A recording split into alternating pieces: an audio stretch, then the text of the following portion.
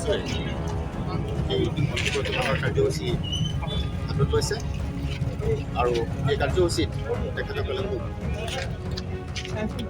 ইয়ালৈ আমন্ত্ৰণ জনাই এই কাৰ্যসূচীত সন্নিৱিষ্ট কৰাৰ কাৰণে মই তেখেতসকলক আৰু আশা ৰাখিছোঁ অহা কাইলৈ এখন ছেমিফাইনেল মেটচ হ'ব লাভলীনা বৰগোহাঁই এখন সুন্দৰভাৱে জিকি ফাইনেলত প্ৰৱেশ কৰিব।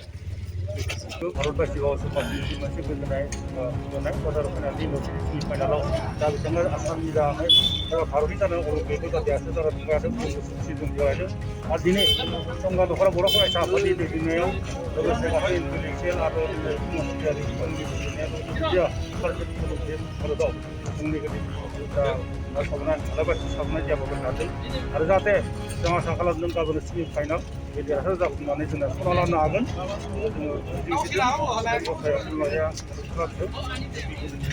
जों आलाबाथि सावनानै आर'ज गाबदों। বক্সাৰ লাভলীনা বৰগোহাঁইৰ সফলতা কামনাৰে টংলা এপছৰ প্ৰাৰ্থনা। বিশ্ব ক্ৰীড়া মহোৎসৱ টকিঅ' অলিম্পিকত উন্নত প্ৰদৰ্শনেৰে ছেমি ফাইনেলত প্ৰৱেশ কৰি ইতিহাস ৰচিবলৈ সক্ষম হোৱা অসম কন্যা বক্সাৰ লাভলীনা বৰগোহাঁইৰ সফলতা কামনা কৰি মঙলবাৰে সন্ধিয়া টংলা চাৰিআলিত মমবাতি জ্বলাই প্ৰাৰ্থনা কৰে টংলা এপছই।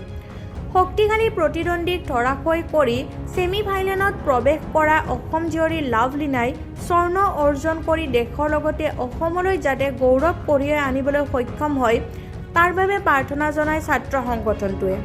টংলা এপছৰ সভাপতি ৰাজীৱ বড়োই আঁত ধৰা উক্ত অনুষ্ঠানত ক্ৰীড়া বিষয়া ভূপেন ৰাভাৰ লগতে ভালে সংখ্যক বিশিষ্ট ব্যক্তি অংশ লয়। খৈৰাবাৰীৰ পৰা ধীৰেন মহলীয়া ৰিপৰ্ট অৰুণোদয় অসম।